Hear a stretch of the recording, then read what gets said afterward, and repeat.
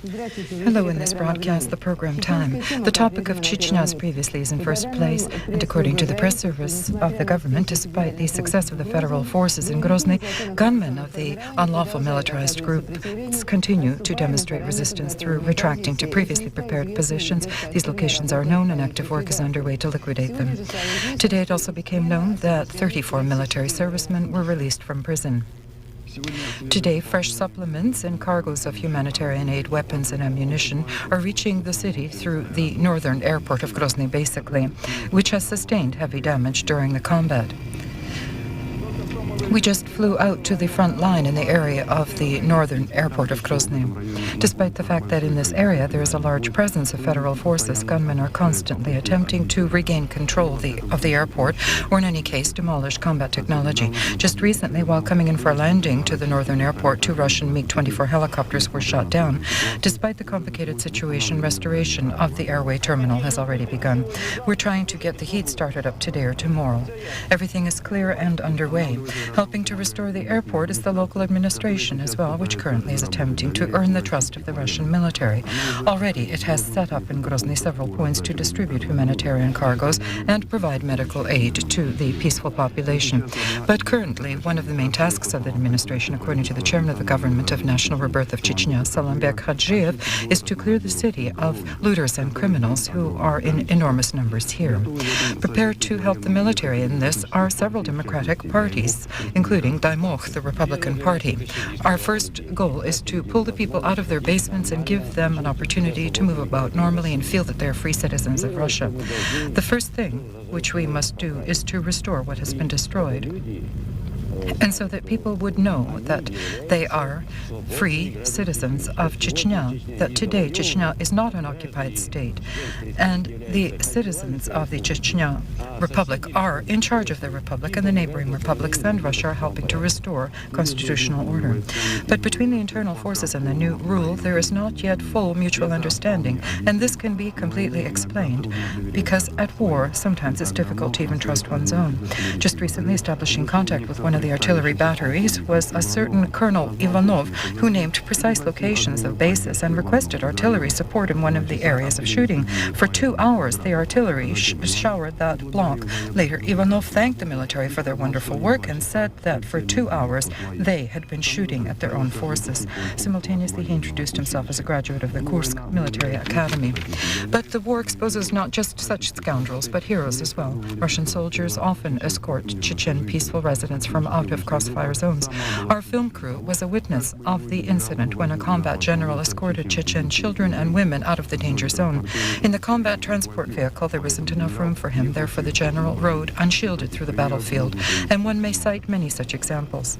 In Grozny, the Ministry of Defense combat formations continue to arrive, which was necessitated by the operational situation and those losses sustained by the troops in combat.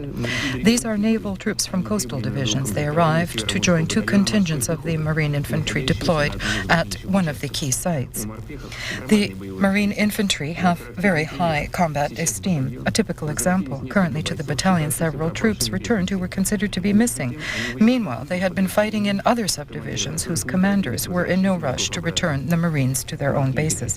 The Marine Infantry, who are undergoing training prior to engagement in Chechnya, will soon enter contingents of units in combat. I would like to say that there should be no worry and that everything will be fine. Meanwhile, the Dudayev services through the agency Interfax stated that Dudayev formations have expelled Russian forces from several positions in Grozny, and Chechen forces have sufficient resources for a lengthy defense of the city. Dudayev even held a meeting of the Defense Committee of Chechnya, and to the distinguished he awarded titles. Information, however, is contradictory. Some of the gunmen are penetrating the populated points of Dagestan under the guise of locals and by exploiting a factor of spiritual unity and good relations between Chechnya and Dagestan. Dudayev propaganda is accompanied with suspicions that the Russian authorities and army intend to ostensibly conduct a genocide policy in the Northern Caucasus. And in these conditions, the task stands to restore the economy in the region. Since September of last year, the Northern Caucasus Railway has sustained colossal material losses. Tens of routes have been cancelled. Contingent routes, Rostov-Tavarny, are overloaded with cargo for Azerbaijan, Dagestan and Armenia. In essence, out of commission is the 5th Grozny division of the railway. The gunmen have destroyed the cargo locomotive depots, towing substations in Gudermes and Grozny, and a 90-meter bridge over the river Sunja has been mined. Because of regular traffic having been cancelled for cargo and passenger trains, the road sustained losses of 120 to 130 billion rubles. To remedy the destruction, according to the railway department, it will cost more than 200 billion rubles. The uplifting of the Chechen economy is impossible without establishing regular railway communications, and such work is already underway. Together with the railway workers, soldiers of the rail forces are working under the cover of OMON units. They've already established traffic between mineral waters and the station Chervlonne. The next level is to Gudarmes. Either we will be able to agree with them and they will come to their senses. I know that the administration of Gudarmes and the Elders' Council is open to that, to resolve things peacefully, and we too are open to that. Two reports from Georgia and Estonia draw attention. Both of them say that events in Chechnya have created trump cards in the political game underway in those countries. The methods, however, used vary. A powerful explosion occurred on the evening of the 26th of January near the fence of the staff building of the group of Russian forces beyond the Caucasus in Tbilisi. We didn't receive a report from our correspondent because there's still no electricity there. But as our correspondent reported, there are no casualties, the windows are broken. One of the higher officials of the command expressed the opinion the explosion at the group staff building and the assault the 25th of January Moscow on the ex-minister of defense of Georgia, Georgy Kartarashvili, and his former deputy, Pat Tatatashvili, who died, was organized by the same people who are making all attempts to undermine Russia's and Georgia's closer ties. In Estonia, the commander of the defense forces ordered that an armed resistance should be shown in the event of a possible aggression against Estonia. He implied that the measure is a consequence of events in Chechnya, noted that the armed rebuff should proceed without any additional orders being given by the command. In the armed forces of Russia, certain scandalous details continued to surface. Today it was learned that on the 13th of January, a presidential decree was signed in which Eduard Vorobyov is dismissed from his post as the first deputy head commander of the land forces. However, because of the absence of a corpus delicti, a criminal charge was not filed against him. The head command of the land forces did not participate in the planning of the operation in Chechnya. This was stated at a press conference in Moscow by the now ex-first deputy head of the commander of the land forces of Russia, the Colonel General Eduard Vorobyov. If the decision to launch an operation was being adopted under the impression of the famous statement made by one of the colonels of the Ministry of Internal Affairs within 2 hours, I can't comment. He's former because on the 13th of January, the President of Russia signed a decree on his dismissal. The reason is that, according to Vorobyov, having arrived in Mozdok, he saw that the forces were not prepared for combat, and after the illness of the head of the operation, the Colonel General Matyukhin, he refused to assume command. The Prosecutor General did not find in Vorobyov's actions a corpus delicti and filed no criminal charges. The reasons for protracting the operation in Chechnya, Vorobyov sees in the underestimation of the fanaticism of the Dudayev forces and the poor knowledge of the locale weather conditions, because in Chechnya, this time of the year, there's perpetual fog. Therefore, in his opinion, to rely solely on the aviation is impossible. And of course, it's explained by the insufficient preparation of forces. I suggest that Pavel Sergeyevich should have gathered up enough courage and say to the president, I need so much time in order to prepare this operation so that it would be conducted with minimum losses in all aspects.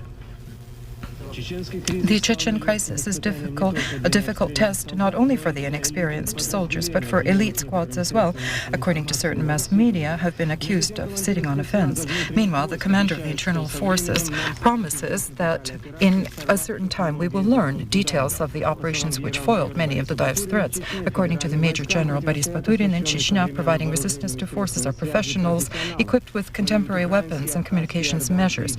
In the combat, our Ukrainian Armenian, Abkhazian, Jordanian, and Egyptian mercenaries, as well as snipers, including the Baltic White Stockings, whose participation, the general said, is confirmed by imprisoned gunmen. Boris Baturin is proud of the training and bravery of his subordinates, who bear no responsibility for the fact that politicians for several years gave the Ministry of Internal Affairs no opportunity to deal with the unlawful militarized gangs in Chechnya. Meanwhile, in the press service of the Ministry of Internal Affairs, they estimate that the propaganda war was clearly won by Dudaev. The colonel, Vorontsov, asserts that in the newspapers there are widespread myths launched by Grozny about complaints of Russian journalists about the armed forces impeding their work, and they are unfounded. I will emphasize that this is a point of view of the Ministry of Internal Affairs. Today, heads of several organizations of Afghan soldiers signed an agreement on unifying into a coordinational council to create a united veterans movement. Their aims are not political. The veterans of Afghanistan intend to help not only invalids of the Afghan war, but also participants of combat in China, Korea, and also those who have become invalids during the combat in Chechnya. The chairman of the Coordinational Council of the Organization of Internationalist Soldiers is the former commander of the 40th Army in Afghanistan and currently the Deputy Minister of Defense, Boris Gromov. In the Federative Council today, journalists met the observers of the OSCE. They held a meeting within the Committee on Regional Policies, and tomorrow the OSCE delegation will fly to Chechnya. For the Commissioner of Human Rights of Russia, Sergei Kovalov, there is no seat on that plane. This was stated to Interfax by his aide, Lydia Semina. In order that Kovalov should fly to Chechnya, the permission of the Minister of Defense, Pavel Grachov, is necessary. That means on that plane. Today, Sergei Kovalov met with the Prime Minister. The Prime Minister hosted Sergei Kovalov in his office, and while the protocol filming was underway, the interlocutors spoke only on abstract topics. The Duma can't budget, and the Duma knows how to argue. Well, evidently, we have to go through this period and learn everything. The conversation was planned for 40 minutes, but continued for more than 1.5 hours. Sergei Adamovich left quite distressed. He said that he had attempted to convince the premier that multi-sided talks are extremely beneficial in order to make progress in the political resolution of the crisis overall. But in the phase of talks on a ceasefire, there is absolutely no sense. There is only one political force in Chechnya, and that is Dudaev and his administration and his entourage. These are those people who can say or give an order to someone to not shoot any longer. Did Viktor Stepanovich agree with you? Yes, he understands these thoughts, as he said, and he will attempt to take them into consideration. He urged me also to use all means of influence accessible to me for peacemaking efforts. You already have experience in speaking to all the heads. What is the general balance of your impression? I simply hope that Boris Nikolaevich still has some impression from those talks, at least something. I think that Viktor Stepanovich Chernomyrdin has a more constructive impression. Did you hear the rumors that they say the president intends to deprive you of your responsibility as the authorized commissioner on human rights? In general, I cannot be suspended of my duties. A human rights defender is such a post which has no mandate from the president and not even from the Duma. The Duma, however, is free. Maybe tomorrow it will take this responsibility away. But in truth, a right-defending mandate is not from these people. In the circles of the higher leadership of Russia, evidently, there is a certain calm over the situation in Chechnya, because for the first time since the beginning of conflict, President Yeltsin left Moscow and already arrived in the city Lipetsk. But there are also, there's a discussion of the topic was inevitable. I'll draw your attention to one of the statements of the president, and in the report, Boris Yeltsin said that the State Duma had no constitutional right to create a parliamentary commission for the examination of reasons and progress of the Chechen crisis. Meanwhile, the commission of the State Duma today already heard its first witness, and now Lipetsk. The arrival of the Russian president to Lipetsk is a routine matter and planned, but the main aim, as Boris Yeltsin said, was to become acquainted with the city and its plans, and possibly learn why here, given the pervasive economic decline in the country, there's a higher standard of living compared to the majority of cities of Chernozemia. The first point in the itinerary of the president was a visit to the joint stock company Lipetsk complex. This is the former meat factory here, but today the sphere of its activity significantly broadened. There is only one problem. So as not to fall behind the times, it's necessary to modernize existing manufacturing, for which naturally credits are needed, but on normal, not highway robbery conditions. And this was the basic topic of conversation, and not only here, but at the largest company of the city, the Novolipetsky metallurgical plant. Non-payments and the absence of financing do not permit the plant to purchase raw materials for its production. And this function was taken on by foreign firms who estimate their services at approximately 1/3 of the finished products, selling it on the world market, but of course as they see fit. One of the daughter facilities of the company is a plant which has already gained a reputation not only in Russia with Steno refrigerators. This is the plant of truly world levels, but the problem is that to date many parts must still be brought abroad, which does not reflect on a decrease in prices. The resolution of all these problems does not depend on political views, and the leadership of the district itself is anxious to enter a normal, civilized market. I am very satisfied, in general, with the work in the district and in the city and at the metallurgical plant. I just met for a long time with the directors, and I must say that the conversation, of course, was mutually respectful, but it was very direct and candid. And we discussed the faults of the federal organs, that we don't work enough with the Ministry of Finance sufficiently, etc., and that they have certain faults as well. Although the plant is good, especially the two new facilities are marvelous, the rolling mill and the refrigerator line.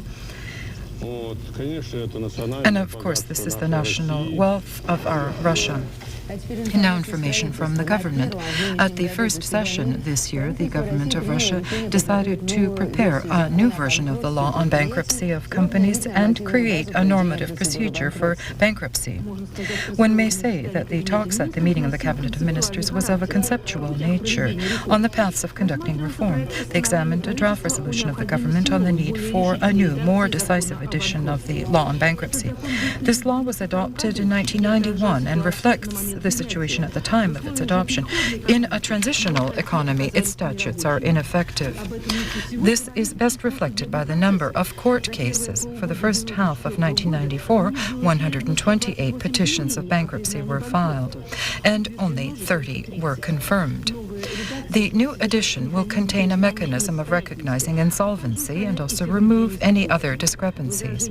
The objection of members of government concern basically those companies whose goods are in demand on the market but are not bought out. They spoke also about social guarantees for labor collectives at bankrupt companies. Viktor Chernomyrdin ended the dispute, who asked, were there any bureaucrats in the hall wearing sports coats made in Russia, and continued, with our doubts, we will soon do away with domestic industry altogether. The draft decree was adopted to prepare a new edition of the law. Special task force will be appointed. What regards inflation and the state of affairs on the financial market, today the ruble fell below the 4,000-point level, and for $1 American they gave 4,004 rubles.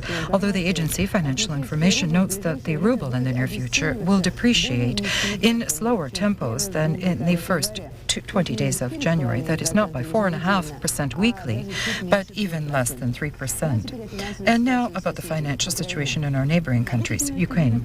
The relative stability of the Ukrainian karbovanets to the American dollar lately, specialists explain, by the timely intervention by the National Bank of Ukraine.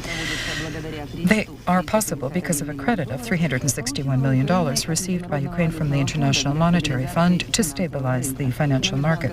At the interbank currency exchange in the last trading session on Tuesday, the rate of the Russian ruble didn't grow. 27 karbovanets is 80 kopecks for 1 Russian ruble. The dollar rose slightly. The rate of the currency black market is significantly higher than the exchange. Commercial banks refute their involvement in increasing the rate of the karbovanets, stating that for non-state structures, this is an insurmountable task. From the 18th of February in Ukraine, financial operations with currency will be banned. The form of transaction will be the karbovanets, and if its stability is maintained for another at least 1.5 to 2 months, monetary reform in Ukraine will become a reality. It seems the Federation of Unions of Belarus calling on workers to join the Republican Protest Act, which occurred today in the capital, was superfluous. The initiative came from below. The patience of the population, which the President Alexander Lukashenko appealed to, finally did burst. And there were weighty reasons for it, because the salary of workers covers today only 8% of the minimum subsistence budget.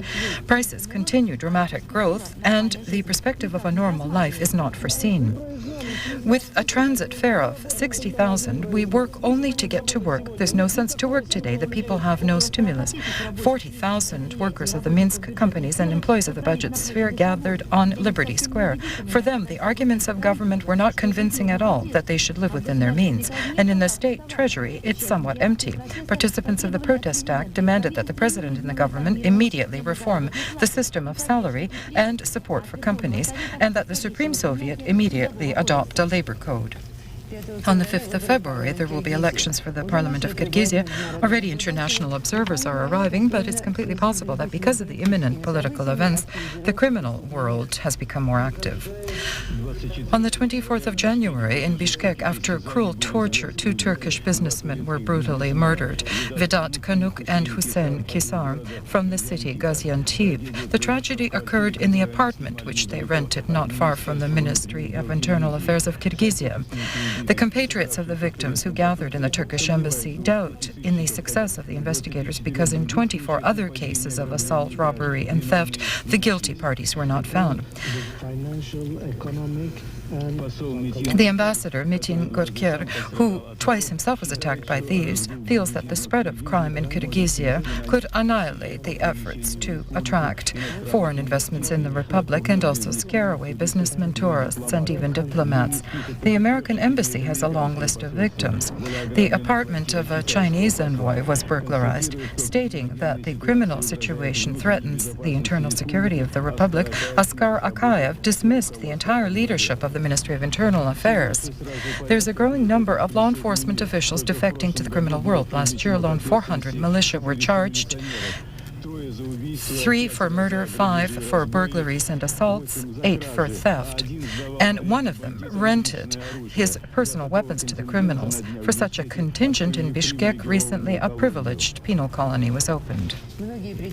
Many factors today complicate foreign economic ties of the former USSR countries. Russia is no exception. And today, the Union of Lessees and Entrepreneurs attempted to organize practical work. The members of the union met with the members of government. Details of benefit for both sides are being discussed. The talks of severe clashes between advocates of liberalization of foreign trade, specifically raw materials, and supporters of administrative measures in the Russian government, everyone remembers the president's letter to the security services, were not exaggerated. There is reason for strife. Raw materials comprise almost half of the volume of foreign trade of Russia.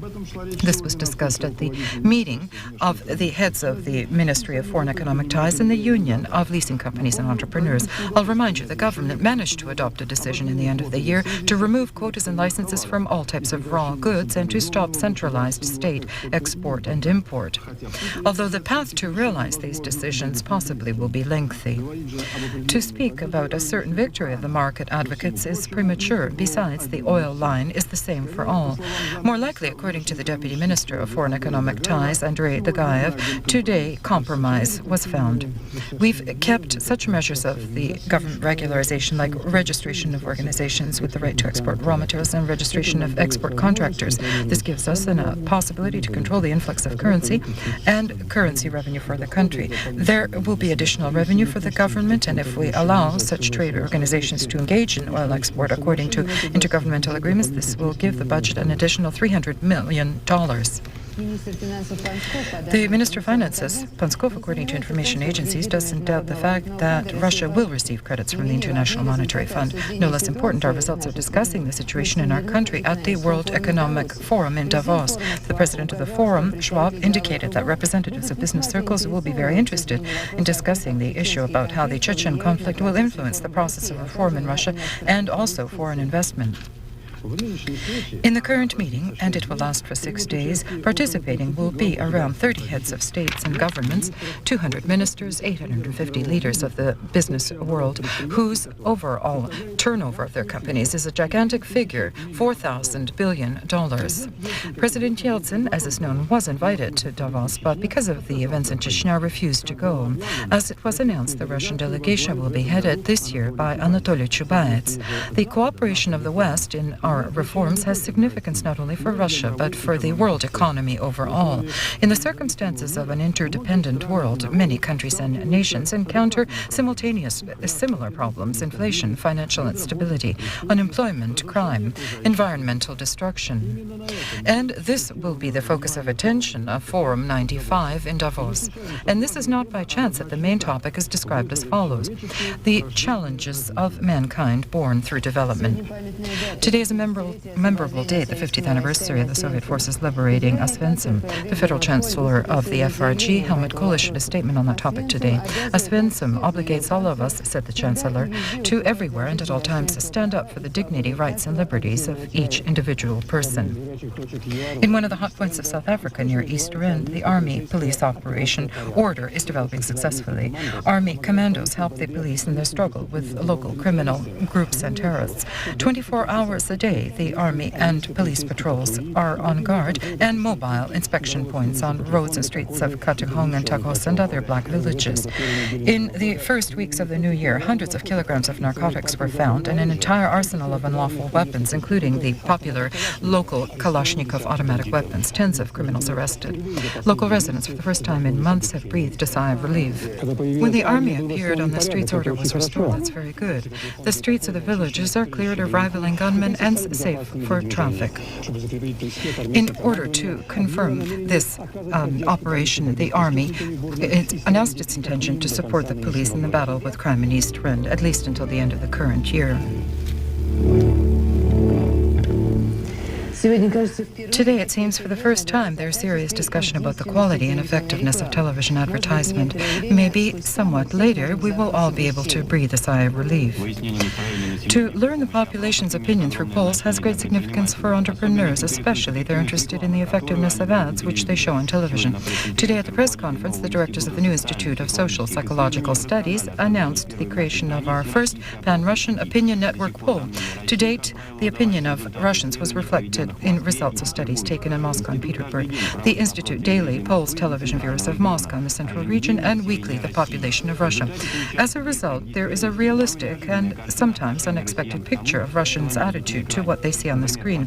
For example, in the last reading of favorite television heroes and ads, the first place is taken by Count Suvorov. Leonid Golubkov is losing his popularity and isn't even in the top 10. Also, facts were revealed about rivalry between the basic Russian television channels. It's obvious that if we view the entire country as a bicycle race, there could be leaders perhaps on some teams, but that won't give a good indication. The indicator has to be for the entire race. And I will add, and that I share my colleagues' opinions, that Ostankino is beyond compare. Recently, the government of Moscow offered several state and private structures to participate in forming a new network of public food services. This was to be a network of companies similar to the so-called fast food chains. Probably the most outstanding element of that project currently is the firm Marcon. Muscovites have grown accustomed to the bright red, white and blue mobile tents where they can taste several types of hot dogs and have a drink with them. The entrepreneurs from Marcon didn't reinvent the bicycle and adapted a tested Danish technology. And in Russia, all the equipment and all the goods, including mustard, ketchup and fried onions, are brought directly from Denmark. Hence, we can guarantee that that hot dog which you are eating today, for example, on Tverskoy Square in Moscow, is the exact same one as is eaten at the same time at the Radoshny Square in Copenhagen. So eat your hot dogs and envision yourself to be in Denmark or somewhere else. You can choose because in the variety, apart from the Danish hot dogs, there are French and American ones. Imagination doesn't harm any of us, and I'm bidding you farewell, but I want to tell you that a famous Taiwanese astrologist announced that the year of the pig, which begins the 31st of January, that's still ahead, signifies the beginning of an 8-year cycle during which in the entire world economic flourishing will reign and political stability. I wish you all this. Thank you for your attention. Ahead, the sports news with Anatoly Malevin.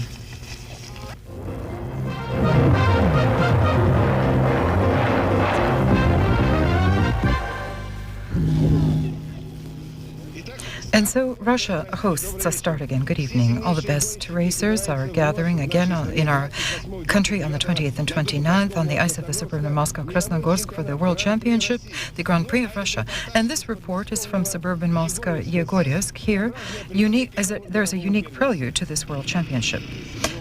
The New Year's motorcycle races were won by the Siberian Valery Ivanov, and the prize to the delight of the fans here is the veteran Vladimir Sukhov. And so the races at the home of the 6-time world champion, Vladimir Sukhov. Here the wishes are the usual, to keep up Russia's grade, as we did previously, and the main thing is not to let her down. Meanwhile, in Monte Carlo, the masters of the auto rally have concluded the results of the first level of the World Championships. The Spaniard Carlos Sainz, 2-time donned laurels of championship and last year lost its gold medal in Monte Carlo, was the fastest on his Subaru. From Europe to the Australian summer for the tennis matches. The first finalist is the #1 seed of the world, Pete Sampras, beating Michael Chang. His rival will come from the match Andre Agassi, Aaron Krickstein. So with any result of the finals, the Australian champion will be an American.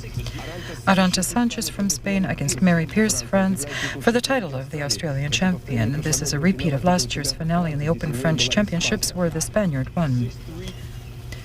In hockey, in the International Hockey League, the Wings have overcome the Crystal team 6-4. Spartak, in a fight for the 1/8, has beat the Yaroslav Torpedo 3-2. And in this match, the Army Chemist, despite overtime, is still in a tie 1-1.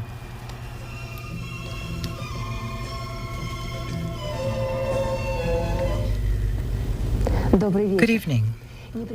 The unusually mild weather for the end of January has been established on the European part of Russia. The reason for that is our Atlantic cyclones. The center of one of them is expected tomorrow over the Smolensk district. Therefore, in the western central districts of Russia, in the Baltic countries, it will be cloudy, winds will increase, there will be some wet snow with isolated blizzards. Temperatures from 0 to +5. In the north of the European part of Russia, tomorrow it will be cloudy with snow and blizzards. Temperatures in the Murmansk and Arkhangelsk districts, in the Volga-Vyansk area, and in the Republic of Komi, -2 to 7. An atmospheric front from the west tomorrow will bring snow and blizzards along the Volga. During the day, it will be -4 to 9, in Bashkiria down to -12. With the warm front approaching, the weather will deteriorate in the south of Russia. There will be rain with snow, and winds will increase. On the lower Volga, temperatures will be around 0. In the Rostov district, the Krasnodar, Время, and Stavropolye, it will be warmer, up to +2 to 7 degrees. The mountains of the northern Caucasus, rain and wet snow. The danger of snowslide will increase at night around 0. During the day, in the Chechen and Ingushetian republics, +3 to 5. Northern Ossetia and Dagestan, as high as +7. Beyond the Caucasus, it's sunny with +5 to 10 degrees. On the Black Sea coast, there will be rain. During the day, +7 to 10. Around Sochi, up to +12. In the central Chernozem districts of Russia, in Ukraine, Moldova, and Belarus, under the influence of an atmospheric front, there will be rains with some patches of wet snow and gusty winds up to between 15 to 20 meters per second. In the central Chernozem area, during the day and night around 0. In Ukraine, Moldova, and Belarus, from +1 to 6 degrees. In St. Petersburg, tomorrow will be cloudy with wet snow. During the night and day around 0.